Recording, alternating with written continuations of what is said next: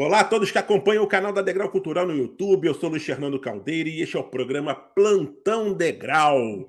Hoje, o programa é voltado para quem quer trabalhar em um tribunal federal, ingressando na carreira de técnico judiciário e está querendo aí obter informações sobre o desenrolar da ação direta de inconstitucionalidade, a ADI, né, que tramita no Supremo Tribunal Federal e que pede a retomada do nível médio como escolaridade de ingresso na carreira, né? Como muitos devem saber, a Lei 14.456 de 2022, promulgada no final do ano passado pelo Congresso Nacional, ela alterou o nível de escolaridade da carreira de nível médio para nível superior, né? Então, desde dezembro, né, do ano passado, hoje, se houvesse um concurso novo para técnico judiciário de qualquer tribunal federal, hoje a carreira seria de nível superior. Mas não tivemos ainda nenhum edital, até porque, com certeza, né, todos os tribunais estão aguardando essa decisão aí por parte do STF a respeito da questão da escolaridade do técnico judiciário. Muitos advogados, professores especialistas em direito, né, bem como associações de classe,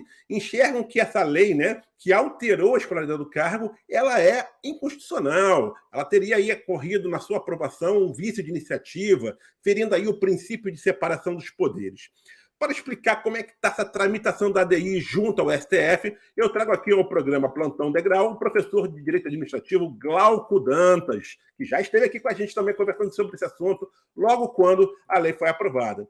Inclusive, o professor vai comentar aí sobre a recente e importante movimentação que aconteceu nesta quinta-feira, dia 30 de abril, onde o ministro Edson Fachin intimou o Procurador-Geral da República e o Advogado-Geral da União a se manifestarem acerca dessa polêmica mudança de escolaridade da carreira de técnico judiciário. O magistrado também pediu explicações à Câmara dos Deputados e ao Senado Federal sobre a promulgação e aprovação da Lei 14.456/2022. Professor Glauco, seja muito bem-vindo aqui ao programa Plantão Degrau. Acho que temos muito a comentar sobre essas movimentações da ADI que trata aí dessa escolaridade da carreira de técnico judiciário federal, não é mesmo, mestre? Rapaz, Luiz, oi, tudo bem? Rapaz, que Tranquilo. confusão, né, cara? Pô, mas assim, eu já imaginava que isso fosse acontecer, né? Porque é uma norma que envolve órgãos do Poder Judiciário da União e que existem milhares de concursos relativos a eles, entendeu? Mas, pô, tá a, a a ação direta de inconstitucionalidade foi ajuizada e a partir dali muita coisa aconteceu. Vamos procurar esclarecer isso aí para o pessoal não ficar na dúvida. Exatamente. Vamos falar um pouquinho, vamos contar toda essa tramitação, né? Mas antes da Isso. gente falar ainda sobre a tramitação, né? Eu queria que você fizesse uma breve análise, né? Sobre o tempo dessa tramitação que está aí que tá lá no STF, né? Que acontece, tem muita gente achando aí, puxa, mas está demorando, é devagar essa tramitação, né? Mas a gente não pode esquecer que essa ADI, ela ingressou, né, no STF no início de janeiro, se eu não me engano, né, mestre? É isso mesmo, isso mesmo. Tivemos aí, janeiro era férias do judiciário, que só voltou na segunda quinzena de dezembro. Na sequência vem o Fevereiro. carnaval, de fevereiro, É, desculpa, né? é, Na segunda quinzena de fevereiro. Na sequência vem o carnaval. E aí, né? pô, É normal, né? pô, Agora as coisas estão avançando, não normal. é isso, Glauco? Então, muito, Luiz. Na verdade, a ação está em vias aí de chegar a uma liminar, pelo menos, entendeu? Enfim, eu vou explicar isso aqui. Mas, na Então a gente pode. verdade, pode A falar, gente pode pode falar. dizer que a tramitação, então, está célere, né? Dentro de Tá, todo esse contexto, está tá. célere ou está dentro do ritmo normal de uma DI? O que, na verdade, tá, assim, poderia estar mais rápido. Mas o que atrasou muito a tramitação dessa ação direta de inconstitucionalidade foi a presença de uma figura chamada, em latim, né, amicus curiae, que é o amigo da corte. Se quiser, eu explico, né? O que é Pode isso? explicar. É interessante as Então, o que pessoas saberem o que acontece? é isso. Vamos tentar entender como é que a situação funcionou. Inicialmente, essa ação foi ajuizada pela Associação Nacional dos Analistas Judiciários e dos analistas do Ministério Público da União. São legitimados para o ajuizamento da ação direta de inconstitucionalidade. A Constituição prevê que as confederações sindicais e as entidades de classe de âmbito nacional têm legitimidade para ajuizar uma ADIM.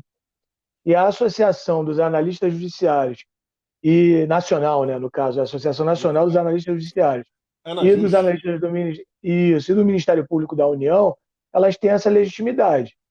Elas, logicamente, tiveram que comprovar o que a gente chama de representatividade adequada, que é a pertinência temática entre as finalidades institucionais dessas associações com o mérito da ação, com aquilo que está buscando ser declarado inconstitucional. Então, houve ajustamento da ação, né? Isso se deu em janeiro. E aí, o que acontece? A ação direta de inconstitucionalidade, ela não é um processo que existe, no qual exista um caso concreto, no qual exista um conflito, como existe nas ações judiciais de uma forma geral. Ela é um processo abstrato. Então, teoricamente, ele é objetivo. Não vai haver uma análise por parte dos julgadores de um conflito entre autor e réu. Você tem o autor, que no caso é o legitimado, e aí, a partir dali, você vai criar você tem um procedimento todo voltado para que o Supremo Tribunal Federal possa avaliar abstratamente, sem entrar no mérito de qualquer conflito, porque não há conflito nessa ação, né, para verificar se a norma é ou não realmente inconstitucional. Só que o que acontece? O relator do processo, o ministro Edson Fachin, né, se não me falha a memória, foi ele. Eu não tenho certeza não, mas acho que Sim, foi ele. ele é o relator do processo. O que acontece? Como é um processo objetivo, ele tem a oportunidade de ouvir peritos, se for o caso. Nessa situação aí, não houve a necessidade de ouvir peritos, né? Porque não é uma questão puramente pericial. Mas existe uma figura chamada amicus curiae, em latim, que é a tradução amigos da corte. O que são os amigos da corte? Os amigos da corte, na verdade, eles são uma figura, são pessoas físicas ou jurídicas, que têm um conhecimento técnico da matéria que está sendo discutida lá na ação direta de inconstitucionalidade. O artigo 7º, parágrafo 2º da Lei 9868, de 99, que é a lei que disciplina todo o trâmite das ações diretas de inconstitucionalidade, ele prevê a possibilidade do amigo da corte, não é,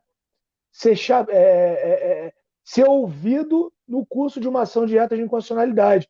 E a análise do amigo da corte é muito bem vista pela jurisprudência, porque ela dá um suporte específico, técnico, para o ministro do STF, que não é obrigado a saber o que ocorre tecnicamente em cada ação direta de inconstitucionalidade, haja vista a diversidade de assuntos que envolvem a Constituição. E a ação direta de inconstitucionalidade, ela se propõe a discutir justamente o quê? Uma lesão à Constituição por parte da lei. Então, você tem a petição inicial, no caso, feita por essa associação que eu acabei de falar, e lá na petição inicial, você apresenta qual é a lei ou o ato normativo, no nosso caso foi a lei, mas poderia ser um regimento, poderia ser um decreto autônomo, poderia ser uma lei delegada, enfim, no nosso caso foi uma lei mesmo, elaborada pelo Legislativo. Então ele vai apresentar qual é o ato normativo ou a lei que está sendo impugnada, que está sendo discutida, e a partir daí vai seguir o trâmite procedimental. O que acontece? Como é uma ação que tem um impacto muito grande em todos os órgãos do Poder Judiciário da Federação, porque você está pegando, eu estou falando no mérito, Sim. porque não estou nem analisando a questão do vício de iniciativa, estou falando no mérito mesmo, porque você está pegando um cargo que anteriormente era um cargo de nível médio, não é? E transformando ele em nível o quê? Superior. Ora, e como é que fica os outros cargos de nível superior que já existiam? Porque as funções do técnico vão continuar a existir e não se confundem com as funções de quê? Do analista, que já existe, que é de nível superior e sempre foi de nível superior. Em razão disso, Luiz, por isso que esse processo está demorando. Até semana passada, o STF estava ouvindo um monte de sindicato do Poder Judiciário de todos os estados da federação. Eu Na digo você, verdade, por exemplo, o sindicato dos servidores do Poder Judiciário Federal do Mato Grosso, sindicato dos servidores do Poder Judiciário, do Poder Judiciário Federal de Minas Gerais, e etc, etc, etc. Cada vez que ele ouve esse amigo da corte, porque aí o que vai acontecer? O relator vai ouvir e eles vão dar argumentos técnicos no sentido daquilo ser correto ou não no que diz respeito ao mérito, sem adentrar na parte do vício de iniciativa que já havia também. Mas o amigo da corte ele entrou mais nessa questão técnica. Vou dar um exemplo paralelo a esse. Por exemplo, você tem uma questão no STF discutindo uma ação direta de inconstitucionalidade acerca de reforma agrária. Por exemplo, o STF pode ouvir o INCRA. O INCRA é uma autarquia federal que é o Instituto de Colonização e Reforma Agrária, que conhece tecnicamente esses assuntos. E aí dá um suporte técnico para o ministro emitir ou formatar o juízo dele, o convencimento dele, no momento dele dar o voto dele, entendeu? Então, quer dizer, por isso que demorou tanto, porque tinha muito amigo Cury. Sim, ele estava analisando a admissão ou não dos amigos Cury, correto? Teve isso também, isso. Perfeito. Admitiu muitos. Admitiu muitos.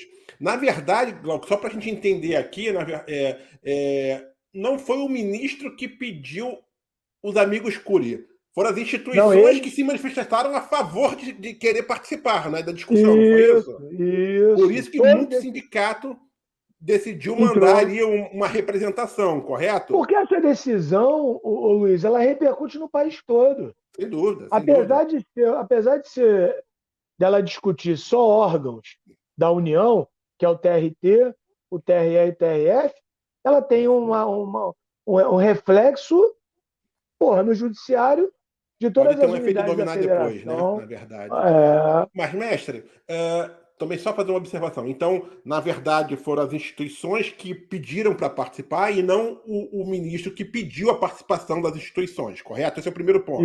O segundo ponto é o seguinte, deve ter muita gente se perguntando aqui.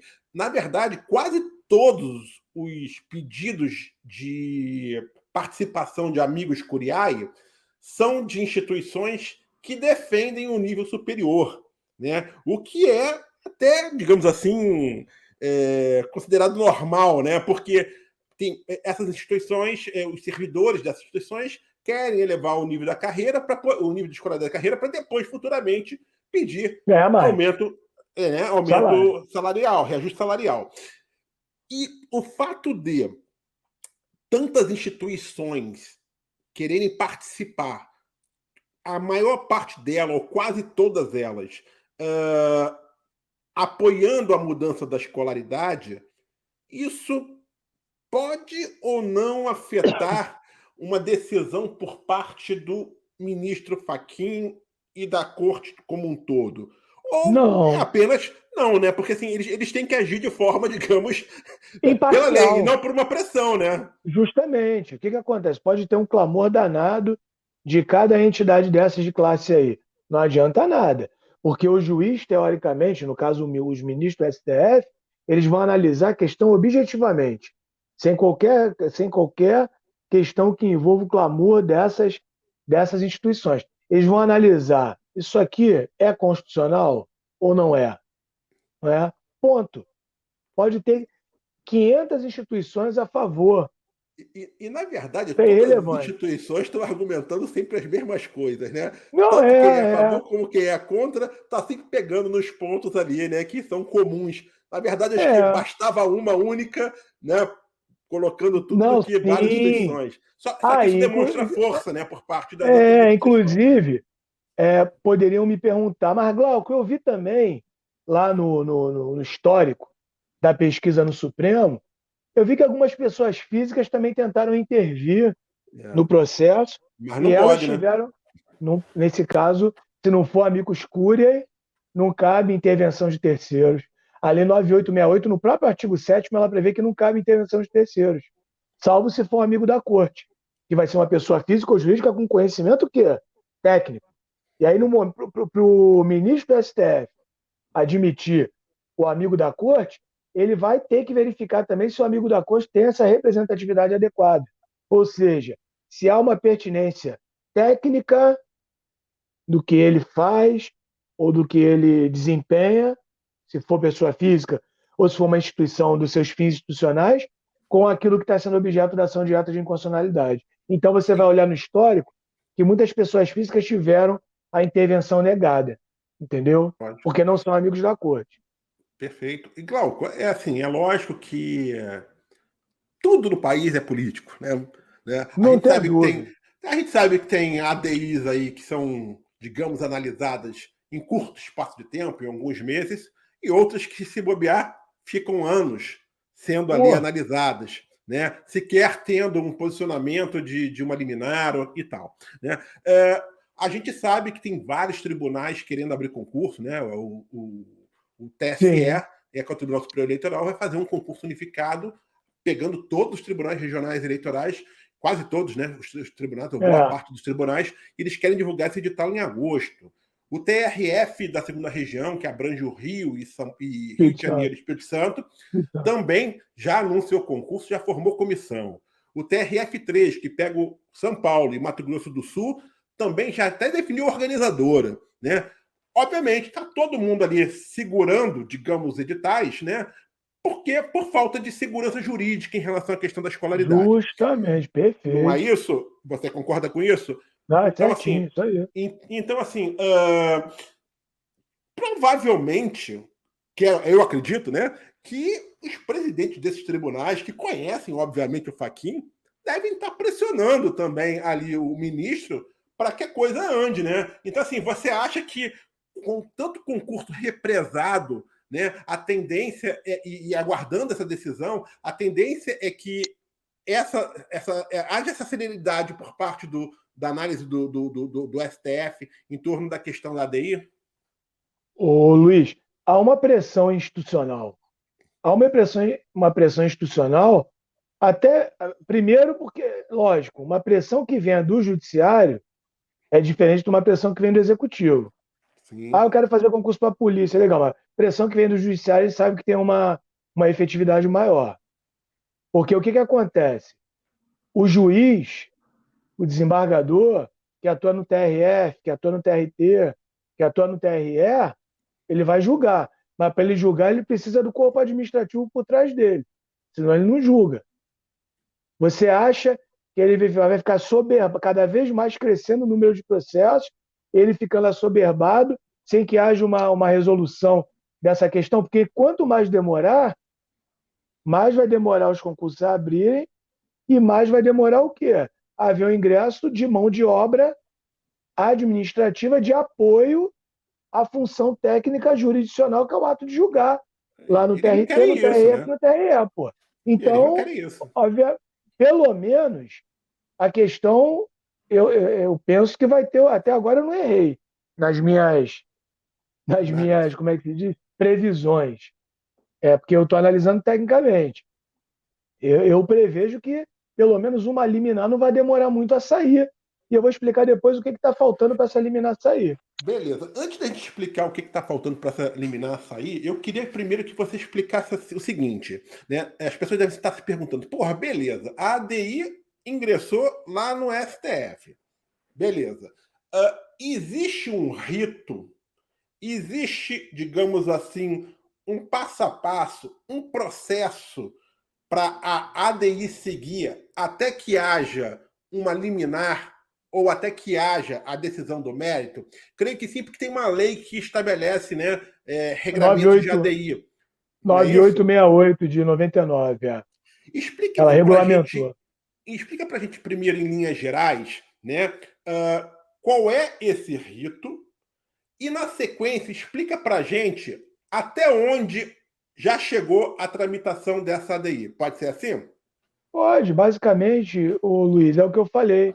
O ajuizamento, o ajuizamento da ação através do protocolo de uma petição inicial. Na petição inicial, você vai... O primeiro passo, você tem que comprovar no caso da associação, como ela não é legitimada universal, ela é uma legitimada específica. Por exemplo, se a ação tivesse sido ajuizada pelo Procurador-Geral da República, ele não teria que comprovar a representatividade adequada, que é Perfeito. justamente a relação de pertinência temática entre o que ele faz e o que está sendo discutido na DIN. Então, como no caso foi uma ação ajuizada por uma associação, isso já leva mais um tempinho, porque vai haver Só análise abrindo da um parênteses representatividade. aqui, se também tivesse vindo pela AGU, também não precisaria, né? Não, mas a AGU não é legitimada, não. Não é Entendeu? legitimada para entrar com a Não, DI? não, não, não, não. Perfeito. No caso, é o presidente da República, tá? É o presidente da Ah, República. ok, Entendeu? perfeito. Logicamente que a assessoria jurídica dele é que vai fazer isso, mas o E a legitimado é AGU? o presidente, entendeu? Perfeito, Não, tudo bem, eu perfeito, entendi. O que perfeito. acontece? Então, veja, ajuizou a ação, no caso não é legitimado universal, teve que analisar a representatividade adequada. Aí na petição inicial você traz lá o corpo, né, do ato normativo ou da lei que está sendo impugnada, cuja constitucionalidade está sendo discutida. Protocolo. Aí o relator do processo, ele vai ser aberta a possibilidade dele ouvir peritos, né? E, paralelamente, ele vai avaliar o quê? A análise desses amigos da corte. Corte. Mas, lógico, ele vai ter que analisar a questão de procuração do advogado, no caso que deu a capacidade postulatória para o ingresso da ação pela associação e tal, tal, tal. Toda a procuração que deu a Sim, representatividade para o advogado representar a associação, né? No caso, a Associação dos Analistas Judiciários, perfeito. Ana Júlia. a Associação Nacional dos Analistas Judiciários e do Ministério Público da União. E aí, só que qual foi o problema? Houve muito amigo da corte, muito amigo da corte. Então ele foi ouvindo amigo da corte, amigo da corte, amigo da corte, amigo da corte, foi criando um suporte técnico e hoje chegou o momento em que o ministro, relator, pediu, no caso pediu, né, requereu informações à Câmara e ao Senado, né? No caso da informação à Câmara e ao Senado, por que é necessário? Porque a lei veio de lá, Sim, não é? Como assim a lei veio de lá? Ué, é uma lei. A lei é fruto de um processo legislativo que tramita no Congresso, na Câmara e no Senado. O órgão de onde veio o projeto de lei é o Tribunal de Justiça do Distrito Federal. Ao TJ do Distrito Federal enviou o projeto de lei. Chegou na Câmara, houve a discussão, chegou no Senado, houve a discussão. Inclusive aquela emenda parlamentar que acarretou a inconstitucionalidade por vício de iniciativa. Porque o correto. projeto veio do Tribunal de Justiça do Distrito Federal. E Ele não não veio tinha do esse STF. pedido. Sim, Não tinha esse pedido. O pedido era a conversão de cargos vagos que se encontravam no TJ do Distrito Federal. Não tem nada a exatamente. ver com a transformação do nível de escolaridade dos cargos de técnico do TRE, do TRT e do TRF, de nível médio para nível quê? Superior. Né? Então ele pediu as informações, esses órgãos, no caso, a Câmara e o Senado, vão ter 10 dias para se manifestar, cada um. Né? Isso é um prazo procedimental que a lei prevê. Sim, E procedeu também a intimação do advogado-geral da União e do procurador-geral da República. Cada um vai ter.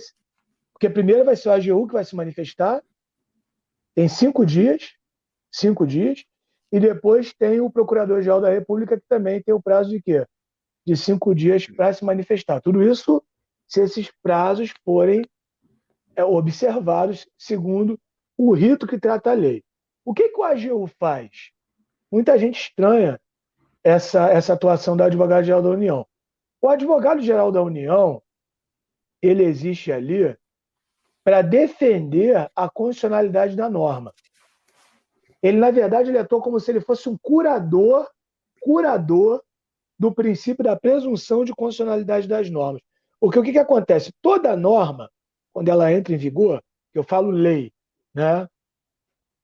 Ela nasce com uma presunção relativa, não é absoluta.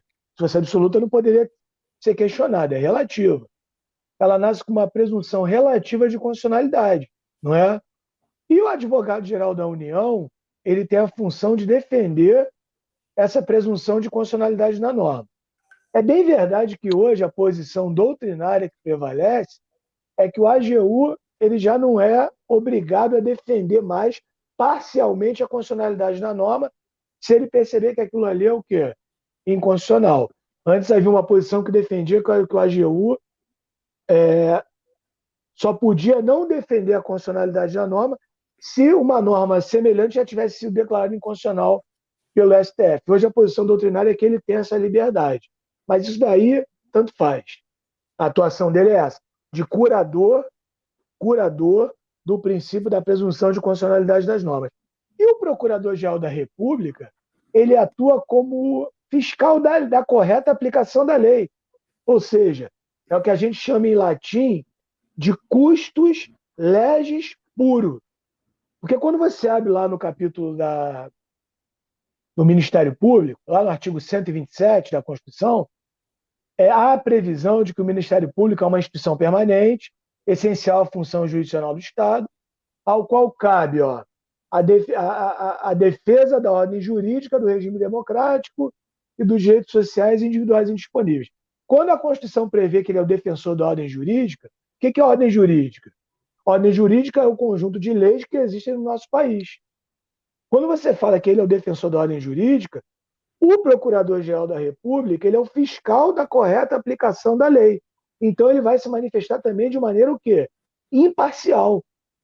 No caso dessa norma, dessa lei, cuja constitucionalidade está sendo discutida, ela tem um vício de inconstitucionalidade formal, que é o vício de iniciativa, e um vício de inconstitucionalidade material no seu conteúdo. E no corpo da petição inicial, que foi proposta pela Associação dos Analistas Judiciários e do Analista do Ministério Público, eu percebi também que eles bateram muito na tecla da questão de como pode você aumentar o nível de escolaridade do técnico, no sentido de como é que vai ficar o analista do técnico ali, porque vai ficar uma coisa meio conturbada. Sim. Porque você vai botar um cara de nível superior para fazer uma coisa que cabe a um cara de nível médio fazer, quando já tem um cara de nível superior, que é o analista dentro dos órgãos, entendeu? Lá do Judiciário da União. Por isso a ADIM. Então, na verdade, essa questão não precisava nem adentrar no mérito, bastava a questão relativa ao quê? Ao vício de iniciativa. Então, só por isso, eu já acho que vai haver a concessão de uma liminar. Ah, sim, porque depois de ouvir todo mundo, aí o ministro vai poder julgar, eventualmente, uma medida cautelar, que vai ser uma liminar, no caso. O que é uma cautelar? O próprio nome já diz, cautela. Cautela é precaução. Veja, quando você vai julgar uma cautelar, você não está com a tua convicção total formada. Mas existem dois requisitos da medida cautelar que vão orientar o cara, no caso, não é só um ministro, depois eu vou explicar como é que funciona para a liminar ser concedida. Mas para a liminar ser concedida, é necessária a análise do fumus boniuris e o periculum in mora. O que é o fumus boniuris? Traduzindo fumus boniuris é fumaça do bom direito. Ou seja, existem indícios, é verossímil, ou seja, a probabilidade dessa norma ser inconstitucional. Eu ainda não analisei tudo, mas me parece, numa primeira análise, num juízo de verossimilhança, de probabilidade, que ela é inconstitucional. Eu acho que isso daí já está preenchido por diversos argumentos. E o periculum in mora, perigo na demora. O perigo na demora já está diante do que você falou. Qual é o perigo na demora? O prejuízo que vai ser causado a todos esses órgãos do Judiciário da União, do TRE, do TRT e do TRF, que estão dependendo dessa decisão para que eles possam dar segurança jurídica aos concursos públicos que vierem a ser abertos. Porque você imagina, você abre um concurso público, colocando, usando como base a lei cuja constitucionalidade está sendo discutida. E lá na frente a lei é declarada inconstitucional. Olha o fuzuê. Lógico. Então há um perigo na demora, entendeu? Então eu acho que os requisitos da cautelar, para que a liminar seja concedida, eu acho que estão plenamente presentes. Só que o que é necessário para uma medida cautelar ser concedida? É necessário que no STF exista um quórum de instalação para esse julgamento da medida cautelar, que o STF tem 11 ministros. 11. Para ter o julgamento da medida cautelar, tem que ter, no mínimo, 8 ministros para julgar. E para a medida cautelar ser concedida, tem que ter, no caso, a aprovação da maioria absoluta desses 8 ministros. Nesse caso, vai ter que ter o julgamento favorável aí de 6 ministros. Não é? Então, no caso aí, 5 ou 6? 8, 4? 5 já dá, né? 5. Isso aí. Então, o que acontece? Tem que ter a maioria absoluta. Em havendo o preenchimento da maioria absoluta, aí você liminarmente já declara inconstitucional essa norma. Ah, Glauco, mas aí o que adianta? Qual o efeito de uma liminar se ainda não foi declarado definitivamente inconstitucional? A liminar, ela já suspende a eficácia dessa lei que está em vigor, que aumentou o nível de escolaridade. Volta a ser nível médio. Volta a ser nível médio. Segundo, gera o efeito repristinatório. O que é o efeito repristinatório? A Lei 9868 prevê expressamente. O que é isso? O efeito repristinatório significa o seguinte: enquanto a eficácia dessa norma, que foi liminarmente declarada inconstitucional, está suspensa, volta a valer o quê? A redação da norma anterior que previa que o nível de escolaridade para o TRE, para o TRF, para o TRT é de nível médio e não de nível superior. Então, eu acho que a gente está prestes a ter um desfecho, pelo menos liminarmente, dessa questão. Perfeito. É exatamente isso que eu acho que eu queria chegar. Então vamos lá. Só para o pessoal entender o rito. Primeira parte do rito é entrar com a ação, entrar com a ADIM. Permitir a admissibilidade de amigos curiae ou de técnicos. Isso já foi feito. A terceira parte é intimar Câmara, Senado, procurador e procurador-geral e advogado-geral da União. O que aconteceu nesta quinta-feira. O próximo passo, então, vai ser analisar todas essas, digamos, informações dessas partes do Poder Legislativo, né?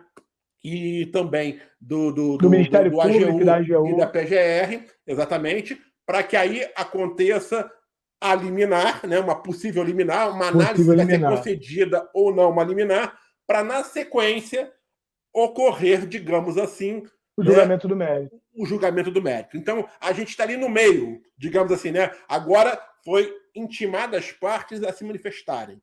Então, a gente pode dizer muito então, que menos do que faltava. E falta pouco. Então, para a gente ter pelo menos a liminar, é isso que você quer chegar, correto? Então, vamos só a gente avançando aqui, Glauco.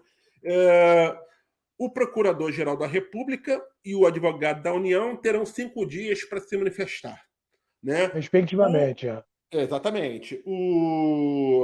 As casas legislativas, né, Câmara e Senado, 10 dias. Ok. Na verdade, como um tem 5 e outro tem 10 dias aí vai ter todas essas respostas, digamos assim, tem que chegar. Não. Vai ter os 10 da Câmara, 10 do Senado, 5, uns 20, 30 dias. E eu acho que também não vai seguir a risco o prazo. Deve ultrapassar um pouquinho. Sempre ultrapassa. Sim. Aí vai ter que analisar isso. Você, assim, numa análise assim, digamos, até pessimista, você acha que dentro de até uns 3 meses temos uma liminar ou não? Eu acho. Até agora não errei. Eu acho que sim. Pelo trâmite, pelo andamento da ação. Ou seja, na quinta-feira, no dia 30, houve essa. Porque, na verdade, só não aconteceu antes porque teve que ouvir muito amigo da corte, cara. Sim. Então, Glauco, até o final do primeiro semestre devemos ter provavelmente já um posicionamento. Muito provável. Não tenha dúvida. Não tenha Perfeito. dúvida. Perfeito. Ó, quando eu conversei com você em dezembro, eu já fazia a previsão de que a ação direta de inconstitucionalidade ia ser ajuizada em janeiro. Eu tinha te Sim, falado. sim. Sim. E logo no início de janeiro, acho que foi dia 11, dia 12, dia 13, não sei, a DIN foi ajuizada. E eu acho também que vai seguir esse trâmite aí do que eu te falei, e não vai mudar esse itinerário, não, cara. Eu acho que vai ficar por aí mesmo, E entendeu? por tudo que já foi argumentado, por tudo que você analisou também, você com certeza leu a inicial, né, que é a ADI, você também deve ter lido até os argumentos, né, de quem é a favor do nível superior. Cara, na sua visão, cara, não tem muito o que se discutir. Você acha que vai ser concedida a liminar para a retomada do nível médio? Vai, cara, porque na verdade, ô Luiz, eu não vou nem entrar no mérito da ação. No caso no mérito da ação, que eu digo assim, na questão da inconstitucionalidade material, ou seja, da violação ao conteúdo da Constituição, no que diz respeito tipo, a lei violou a separação dos poderes, a lei violou isso. Eu vou na parte procedimental. Quando o parlamentar emendou, veja, o projeto veio do TJ do Distrito Federal, pedindo a conversão de cargos que lá se encontravam vagos. O pedido do TJ do DF foi esse. Eles queriam transformar cargos de técnico que estavam vagos em Estavam cargos vagos de lá, estavam analistas. vagos. Estavam, Ok, estavam vagos. perfeito, não teria problema Cargos algum. vagos. Cargos vagos. Conversão de cargos vagos.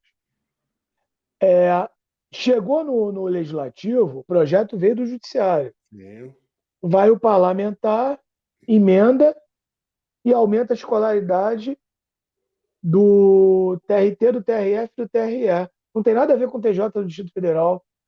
Então, na verdade, no momento que houve essa emenda parlamentar, automaticamente isso gerou um vício de Iniciativa. inconstitucionalidade pela iniciativa que aí tinha. Porque um projeto de lei que discutisse isso teria que ter vindo do Supremo Tribunal Federal e não do TJ do Distrito Federal. Então, para mim, só isso acabou. É que o ministro, no caso o relator, Ele precisa seguir o rito. ele, ele tem que seguir o rito, ele tem que analisar todos os pedidos que foram formulados na inicial.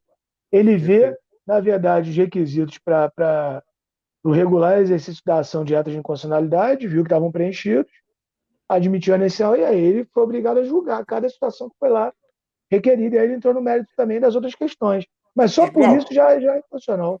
Glauco, a partir do momento que se dá uma liminar para a retomada do nível médio, a gente pode dizer que já existe segurança jurídica para se divulgar os Já, detalhes. Mesmo que já. depois, futuramente, vamos imaginar, né, isso não deve acontecer, mas que futuramente, ao julgar o mérito da ação, o STF decida que vai ser nível superior. Mas não vai afetar nada dos concursos que já foram Não, organizados, não, correto? não, Só não para deixar vai, isso não bem vai. claro para todo mundo. Não vai. Glauco, uma E outra hoje, pergunta hoje, aqui. e hoje, a própria lei prevê isso. Hoje o STF, justamente com base nesse princípio que você previu, que é o princípio da segurança jurídica, para proteger terceiros de boa-fé, ele normalmente não atinge as relações jurídicas que houvessem sido instauradas anteriormente, entendeu? Perfeito. Então, não tem grilo aí, não tem. Ele pode formular os efeitos prospectivos dali para frente. Então, é o que fatalmente aconteceria no caso do julgamento do mérito, entendeu? Glauco, eu vou fazer uma pergunta agora de leigo. Eu não sou advogado, eu não tenho formação, nunca estudei direito a fundo. É uma pergunta simplesmente de leigo, de uma pessoa que provavelmente, como um possível candidato, também pode se fazer. Mas para leigo você é um bom jurista, hein? Obrigado, Porra! obrigado. Eu aprendo com os meus professores, né? Entrevistando, É, a gente aprende com os porra. professores. Mas a minha dúvida é o seguinte, né? Eu entrevistei muitos advogados, já entrevistei professores também de direito, e todo mundo comentou o seguinte: pô, mas já existe jurisprudência no STF em torno de questões de vice-iniciativa referentes à mudança de escolaridade, né? E aí, a pergunta que eu faço é a seguinte: se já existe jurisprudência, é necessário que o caso seja, por exemplo, levado ao plenário para decidir o mérito da ação? Por exemplo, não Não, poderia parar ali na liminar? Olha, gente, já existe jurisprudência para isso. Não tem que não, se não, discutir não, mais. não, não. Ô, Luiz, a jurisprudência, na verdade, o que é a jurisprudência? São decisões reiteradas dos tribunais a respeito de uma determinada questão, no mesmo sentido, certo? Mas a jurisprudência é relativa a determinados assuntos, especificamente, e cada assunto tem a sua especificidade. Relativamente ao aumento de nível de escolaridade dos cargos do técnico do TRT, do TRF, do TRE, não há, entendeu? Sobre esses não, Não mas há. tem de outras carreiras do Poder Não, Executivo que já aconteceram. mas aí você pega cargo da polícia, você pega cargo daqui, Sim, cargo dali. Mas eu digo relativamente a esses cargos, como eles têm as suas especificidades técnicas, do que eles fazem no dia a dia no cartório, nos cartórios lá do judiciário, então é necessário que haja um julgamento específico para essa questão que não se confunde com eventuais julgamentos anteriores que tenham havido relativamente a outros cargos públicos, onde, porventura, tenha havido o aumento do nível de escolaridade. Entendeu? perfeito, perfeito. Glauco, a gente sabe aqui também que como a gente falou, tudo é questão política, né? Tem julgamentos aí de mérito que duram anos, outros que até são relativamente rápidos, né? Você está acreditando que teremos, em curto espaço de tempo, né, uma definição, uma liminar. Você acredita que vai ocorrer a liminar. E o julgamento do mérito é muito confortável para o ministro também, digamos assim, né? Não sei se você concorda comigo. Então, assim, eu vou fazer o seguinte: eu vou conceder uma liminar e vamos deixar isso rolar. E fica enrolando a ADI por 50 anos lá. Não, 50 anos não é exagero, mas por vários anos ali, até que se decida se debruçar sobre isso, né? Ou seja, é a tendência que, se de fato acontecer a liminar pela retomada do nível médio, cara, a discussão da mudança da escolaridade vai praticamente assim cair no Vai ter, esquecimento, você não acha? assim, cair no esquecimento eu não acho correto eu falar, mas vai, cara, se eu tiver errado, tudo bem, mas vai demorar muito, muito, muito. Existem questões aí que levam, porra, por exemplo, vamos imaginar, sei lá, 15 anos, às vezes 10 anos. E às vezes pode ser que julgue até o final do ano. É aí que tá. Não dá para eu me colocar na cama levando o normal. Sim. Porque, na verdade, o Supremo Tribunal Federal ele é o intérprete final da Constituição. Por isso que ele está discutindo essa questão. Mas é um órgão que tem, logicamente, que tem ali, querendo ou não, informalmente, uma análise política também, entendeu? Então vai depender, de repente, o cara, vamos dar um tempo para ver o que os órgãos do TRE, do TRT, do TRF mencionam para a gente nos bastidores, entendeu? Isso não é visto do dia para a noite, porque na verdade você teria que reestruturar uma carreira toda, Luiz. Você teria que escalonar atribuições que antes eram exercidas por um cara de nível médio, que teoricamente vai passar a ser de nível superior, e que vão acabar entrando em choque com outras atribuições que não se confundem com aquelas do técnico, que são dos analistas. Então, isso daí não é do dia para a noite. E isso, em Demora. curto espaço de tempo, vai trazer um impacto orçamentário muito grande para os Não, tribunais, sem né? contar isso, cara. Sem contar isso. Ainda tem essa. Tipo assim, ainda há uma questão relativa a você. A emenda parlamentar ela tem invadido o orçamento do Poder Judiciário. E, na verdade, foi isso que aconteceu. Quando eu vou fazer uma emenda parlamentar, eu não posso gerar aumento de despesa. Não, mas que aumento de despesa que tu vai gerar? Pô, se eu sou técnico, vou passar a ter nível superior, meu salário vai aumentar. No caso, meu vencimento, né? Estou usando salário numa linguagem para Sim, o fica nosso mais fácil. ouvinte aí entender, fica mais fácil da compreensão. Então, eu acho que pela complexidade da questão, bota muito tempo aí para esse mérito ser julgado. Então, eu acho que a Perfeito. maior preocupação no momento é eliminar que eu acho que não tem como não ser concedida.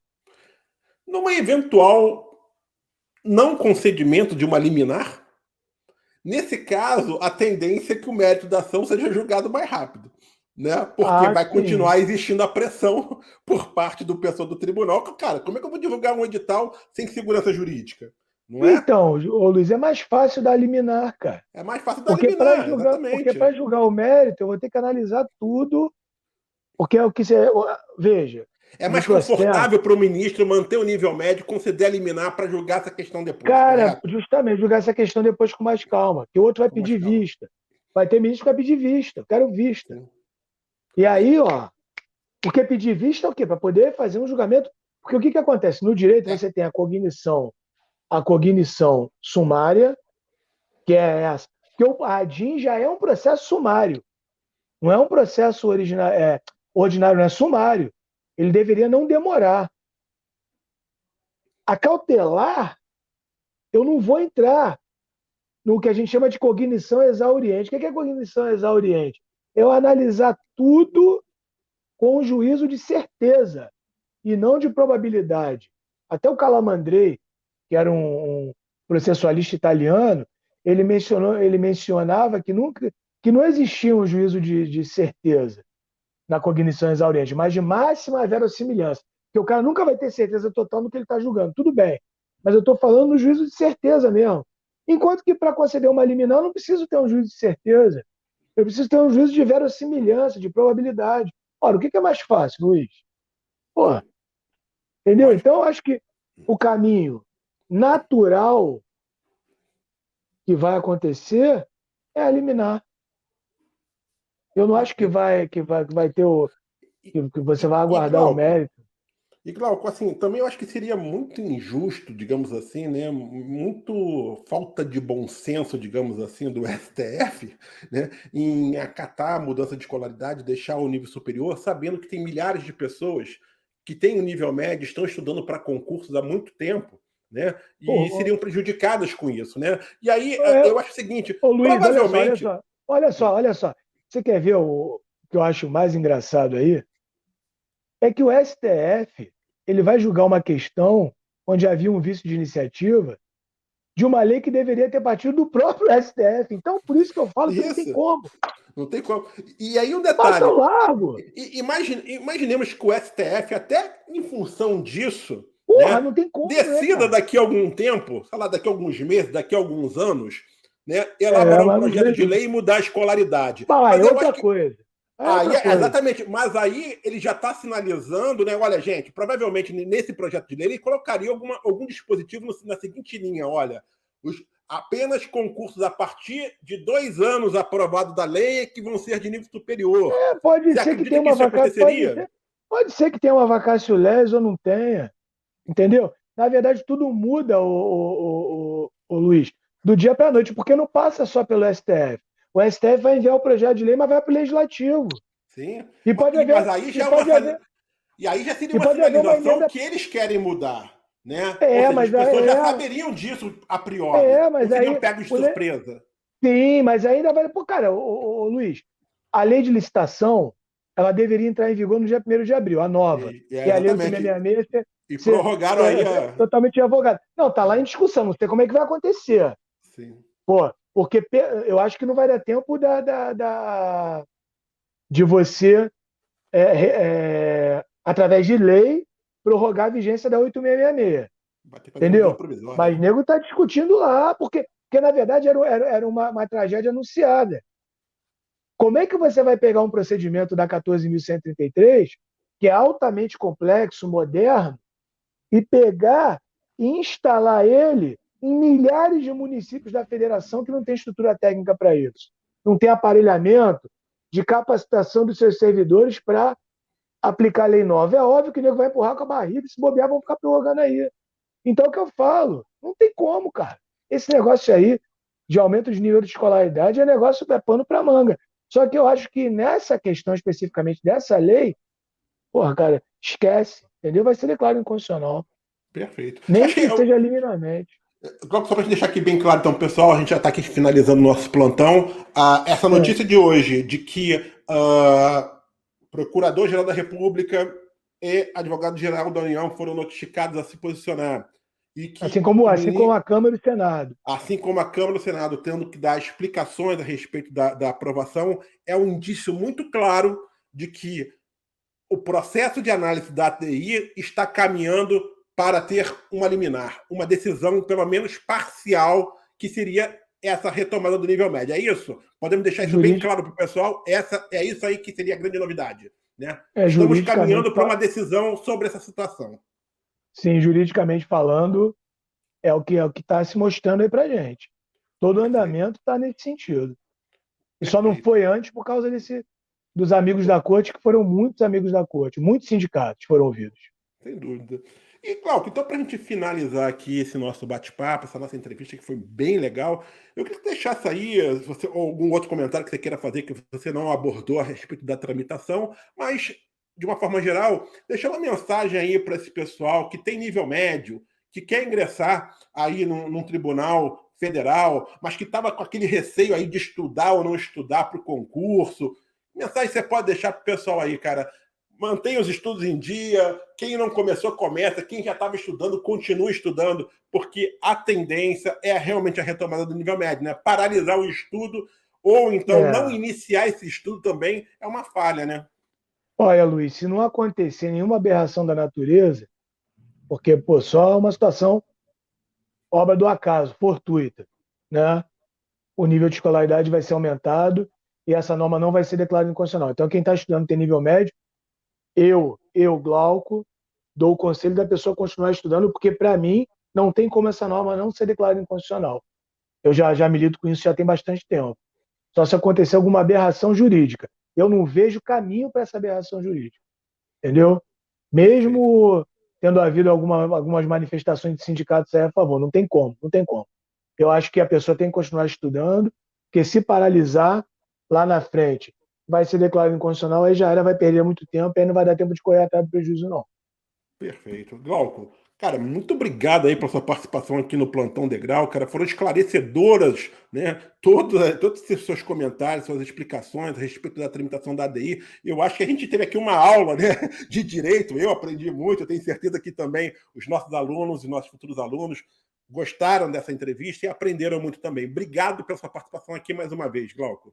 Eu sempre à disposição, Luiz. E você tá ficando cada vez mais um jurista aí de mão cheia. Que Parabéns. isso, obrigado. Obrigado, Glauco. Valeu Mesmo, tá? Pessoal, eu quero também agradecer a todos que acompanharam esse Plantão Degrau, né? Se vocês gostaram desse vídeo, peço que vocês compartilhem aí com seus amigos que vão aí participar de concurso da área judiciária, encaminha aí pelo WhatsApp, por e-mail, manda o link aí de qualquer forma para que essas pessoas possam ter acesso a esse vídeo, e não deixe de dar o like de vocês também, caso tenham gostado, tá? Peço também que vocês continuem acompanhando o canal da Degrau Cultural no YouTube, as nossas redes sociais, o nosso site de notícias também, né? Onde a gente está sempre ali trazendo informações novas para vocês, e também o podcast Hora do Concurso, que está disponível nas principais plataformas digitais de áudio.